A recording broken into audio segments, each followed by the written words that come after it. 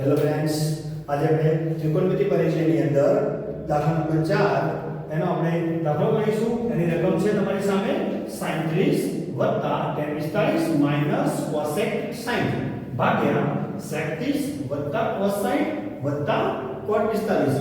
મિત્રો, આપણે આગળના વિડિયોની અંદર આપણે એકદમ આસાન ટ્રીકથી આપણે કોષ્ટક બનાવેલું. તો એની કિંમત છે sin 30 ની કિંમત 1/2 tan 45 ની કિંમત 1 માઈનસ cos 60 એની કિંમત થશે 2 ભાગ્યા વર્ગમૂળની અંદર 3 બરાબર. એવી જ રીતે જેમ આ કિંમત આપણે મેળવી એમ આપણે છેદની કિંમત મેળવીશું. તો sec 30 ની કિંમત થશે 2 ભાગ્યા વર્ગમૂળની અંદર 3 વત્તા બોલો એ આની કિંમત શું થશે 1 ભાગ્યા 2. એવી જ રીતે મિત્રો cot 45 ની કિંમત અહીંયા આપણે થશે 1 બરાબર છે. હવે મિત્રો આનું સાદુરૂપ એકદમ આસાની આપવું હોય તો જો આપણે દરેકને છેદ જોઈ લઈશું. આના છેદમાં 2 છે, આના છેદમાં નથી, તો જેના છેદમાં કંઈ નહીં એના છેદમાં આપણે 1 કરી દઈશું. તો મિત્રો હવે આપણે એનો લસા લઈશું. એવી જ રીતે અહીંયા પણ કશું નથી તો આપણે અહીંયા 1 કરી દીધો. હવે આનો લસા અને આનો લસા બંનેનો લસા 1 આવશે. હું તમને સમજણ માટે અહીંયા લખું છું કે 2 આનો લસા થશે 2 વર્ગમૂળની અંદર 3. આ તમારી સમજ માટે ધ્યાનથી જોજો. હવે અહીંયા આપણે શું કરીશું, અહીંયા તમારો લસા થઈ ગયો 2 વર્ગમૂળમાં 3. તો મિત્રો પહેલા આપણે અહીંનું જોઈશું, આપણે અંશનું જોઈશું. તો અહીંયા 2 છે, મારે આપણો લસા છે 2 વર્ગમૂળની અંદર 3. તો આપણે અહીંયા 2 વર્ગમૂળમાં 3 કરવું હોય તો મારે અહીંયા જરૂર કોની પડી, વર્ગમૂળમાં 3 ની. તો હું અહીંયા વર્ગમૂળમાં 3 વડે ગુણીશ તો ઉપર પણ વર્ગમૂળમાં 3 વડે. તો અહીંયા આપણે શું કરીશું, વર્ગમૂળમાં 3 એટલે વર્ગમૂળમાં 3 પ્લસ અહીંયા મિત્રો જો અહીંયા 1 છે, જરૂર કોની પડશે 2 વર્ગમૂળમાં 3 ની. તો અહીંયા હું 2 વર્ગમૂળમાં 3 વડે ગુણીશ તો ઉપર પણ 2 વર્ગમૂળમાં 3 વડે આપણે ગુણવા પડે. એવી જ રીતે મિત્રો અહીંયા કેટલા છે વર્ગમૂળમાં 3. હવે સમજી ગયા. અહીંયા આવશે 2 તો 2 દુ 4. હવે તમને સાહેબ કેવી રીતે 4 આયા, તો અહીંયા તમે 2 વડે ગુણ્યા તો ઉપર પણ 2 વડે ગુણવા પડે.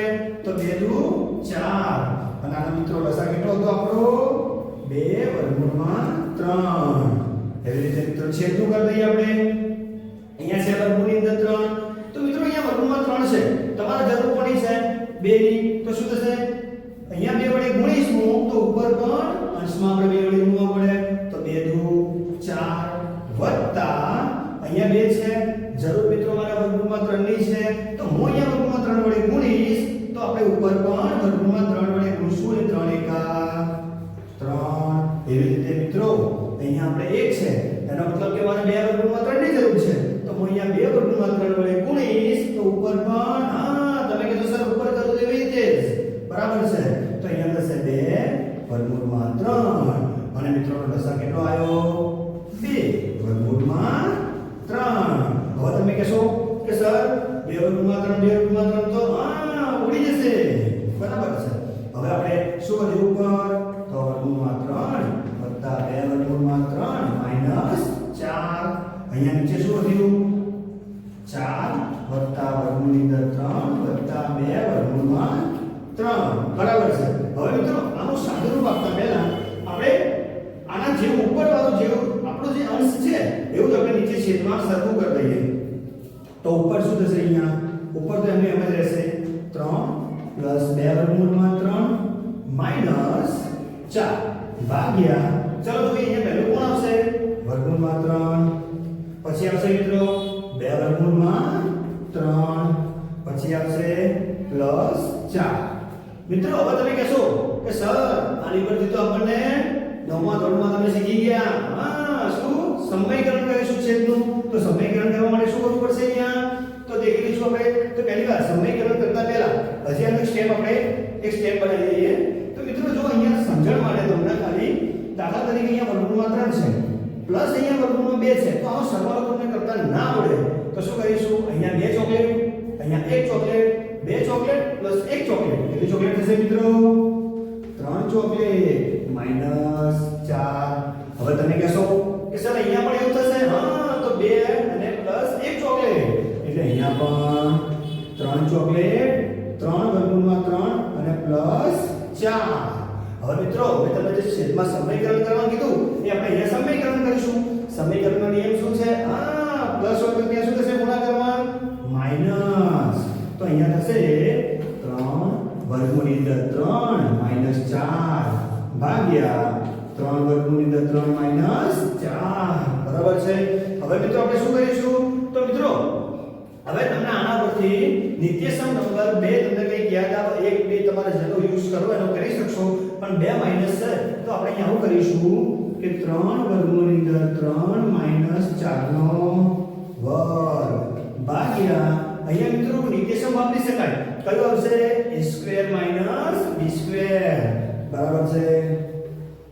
તો મિત્રો હવે અહીંયા પ્લસ માઈનસ માઈનસ અને અહીંયા થશે 4 નો વર્ગ. અહીંયા આપણે સૂત્ર વાપરીશું તમે બંનેમાંથી કોઈ પણ સૂત્ર વાપરી શકશો તો અહીંયા આપણે વાપરીશું a² 2ab b નો વર્ગ. તો અહીંયા શું થશે મિત્રો તો લખીશું અહીંયા આપણે જવાબ મળશે અહીંયા 3 વર્ગમૂળની અંદર 3 આખા કૌંસનો વર્ગ માઈનસ 2 એ કોણ છે આપણો 3 વર્ગમૂળની અંદર 3 પછી તમે કહેશો કે સર b તો -4 છે તો શું થશે અહીંયા આપણો -4 લખાશે નહીં કેમ કે આપણે સૂત્રની અંદર માઈનસ કરી દીધું એટલે અને પછી પ્લસ માઈનસ એકલા 4 નો અહીંયા શું થશે વર્ગ. એવી રીતે મિત્રો અહીંયા તો તમને સાદું રૂપ આપતા આપણે અગાઉના દાખલા પર જોયું હતું તો અહીંયા શું થશે 3 નો વર્ગ 9 અને અહીંયા વર્ગ વર્ગમૂળ ઉડી જાય એટલે અહીંયા આપણે તમને સમજણ માટે આવું લખવું તો લખી શકાય 9 ગુણ્યા 3. તમે કહેશો સર 9 ગુણ્યા 3 કેવી રીતે તો 3 નો વર્ગ 9 અને અહીંયા વર્ગ વર્ગમૂળ ઉડી ગયા એટલે 3 વધ્યા અને અહીંયા તો સિમ્પલ છે 4 નો વર્ગ 16 થાય. હવે આપણે ઉપરનું સાદું રૂપ આપી દઈએ તો સેમ વસ્તુ જે અહીંયા તમે લખી 3 નો વર્ગ 9 અને અહીંયા વર્ગ વર્ગમૂળ ઉડી ગયા એટલે અહીંયા થશે 9 તરી 27 માઈનસ 4 દુ 8 8 તરી 24 24 વર્ગમૂળની અંદર 3 વત્તા 4 નો વર્ગ 16 ભાગ્યા હવે મિત્રો જો અહીંયા એક સ્ટેપ કાપી નાખું છું 9 તરી 27 27 માંથી 16 જાય તો મિત્રો કેટલા વધશે 11.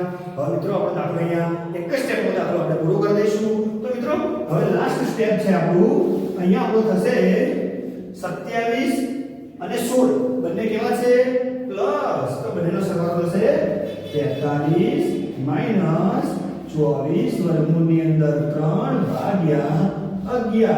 આ મિત્રો આપણે શું થઈ ગયો ફાઇનલ જવાબ. મિત્રો અહીંયા આપણે દાખલા નંબર 5 જોઈશું એની રકમ છે 5 cos² 60 વત્તા 4 x² 30 માઈનસ tan² 45 એના છેદમાં sin² 30 વત્તા cos² 30. મિત્રો આ દાખલો કરવા માટે પહેલા તો આપણે એની આસાનીથી કિંમતો આપણને આવડવી જોઈએ તો દાખલો આપણા માટે એકદમ ઈઝી બની જાય. તો મિત્રો આપણી કિંમત છે 5 અહીંયા આપણે લખીશું 1/2 નો સ્ક્વેર પ્લસ sec² 30 ની કિંમત થશે મિત્રો 4 અહીંયા 2/√3 નો સ્ક્વેર માઈનસ મિત્રો tan 45 ની કિંમત થશે આ જ -1 બરાબર છે. હવે મિત્રો આના છેદમાં sin 30 ની કિંમત તો 1/2 એનો સ્ક્વેર વત્તા cos² 30 ની કિંમત મિત્રો થશે √3/2 નો વર્ગ. મિત્રો હવે આપણે દાખલો એકદમ ઈઝી બની ગયો કઈ રીતે કહો તમને બધાને ખબર જ છે અહીંયા 5 મિત્રો 1 નો વર્ગ આ એ જ 1 2 નો વર્ગ 4 હવે પ્લસ મિત્રો આ 4 ના એમ 2 નો વર્ગ થશે 4 મિત્રો વર્ગ વર્ગ ઉડી જાય તો આપણે શું વધશે અહીંયા એકલા 3 માઈનસ 1 નો વર્ગ 1 છેદમાં આપણે છેદનું સાદું આપી દઈશું મિત્રો 1 નો વર્ગ 1 2 નો વર્ગ 4 એવી રીતે પ્લસ અહીંયા વર્ગ વર્ગમૂળ પાછું જતું રહેશે તો એકલા 3 વધશે અને અહીંયા 2 નો વર્ગ 4 આ આપણે અંશ અને છેદનું વારાફરતી સાદું થઈ ગયું. તો મિત્રો હવે અહીંયા શું કરશું આપણે અહીંયા કે 5 એકલા 5 ભાગ્યા અહીંયા 4 પ્લસ અહીંયા 4 ને 4 વડે ગુણીશું મિત્રો તો શું થશે ચોકું ચોકું 16 ભાગ્યા અહીંયા 3 હા એ જ હવે અહીંયા -1 હવે આપણે ફરીથી પાછું છેદનું સાદું આપી દઈશું તો છેદનું સાદું શું થશે મિત્રો આ બે રીતે કરી શકાય. આનો લસા થશે 4. હવે મિત્રો અહીંયા નીચે છેદમાં 4 છે. મારે લસા 4 કરવો તો મારે કેટલા વડે ગુણવો પડે? 1 વડે. હા, તો ઉપર પણ આપણે અહીંયા 1 વડે ગુણીશું. એવી જ રીતે મિત્રો અહીંયાના છેદમાં 3 ના છેદમાં 4 છે, તો મારો અહીંયા લસા 4 જ છે, તો હું અહીંયા કેટલા વડે ગુણીશ? 1 વડે. તો ઉપર પણ હું એને 1 વડે ગુણીશ. તો શું થશે અહીંયા મિત્રો? 3 એકા 3. બરોબર છે. હવે કહો નીચે શું આવશે છેદમાં? આપણો લસા. બરોબર છે. ચલો મિત્રો હવે આપણે એનો લસા તમે લીધો, 12 લસા થયો. તો 5 ના છેદમાં 4 છે, મારે 12 લસા લેવો હોય તો કેટલા વડે ગુણવા પડે? 3 વડે. તો ઉપર પણ 3 વડે ગુણીશું. તો 5 તરી, તમને એક સ્ટેપ વધારે કરીને બતાવું જેથી તમને સમજણ પડે. 5 તરી 15. એવી જ રીતે મિત્રો અહીંયા મારો લસા 12 છે, અહીંયા 3 છે, તો હું કેટલા વડે ગુણીશ? 4 વડે. તો ઉપર પણ 4 વડે. તો 16 ગુણ્યા 4 માઈનસ મિત્રો આનો લસા 12. 12 એકા 12. અને આનો લસા તો આપણે ટોટલ લસા કેટલો હતો મિત્રો? 12. હવે આપણે છેદનું સાદું આપીશું.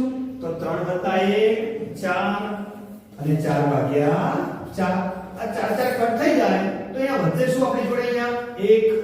હવે મિત્રો આપણે ઘરથી સાદું ઉપરવાનું આપી દઈએ. તો 5 તરી 15 વત્તા 16 ચોક 64 માઈનસ 12 ભાગ્યા ફરીથી પાછા 12. હવે મિત્રો તમે કહેશો કે સર ગણિતમાં તો છેદમાં આપણે 1 ના લખીએ તો પણ ચાલે, લખીએ તો પણ ચાલે, તો આપણે અહીંયા છેદમાં 1 લખીશું નહીં. એવી રીતે હવે અહીંયા આપણે સરવાળો કરીશું. 64 + 15 બરાબર 79 માઈનસ 12 ભાગ્યા આપણું છેદમાં લસા છે 12. મિત્રો 79 માંથી 12 જાય તો કેટલા વધશે? 67. 67 ભાગ્યા 12. તો આ આપણો આન્સર થઈ ગયો. આ આપણો દાખલો થઈ ગયો દાખલા નંબર 5. તો મિત્રો આ વિડિયોની અંદર આપણે દાખલા નંબર 4 અને દાખલા નંબર 5 ગણ્યા. હવે આપણે નવા વિડિયોમાં ફરીથી મળીશું. Thank you.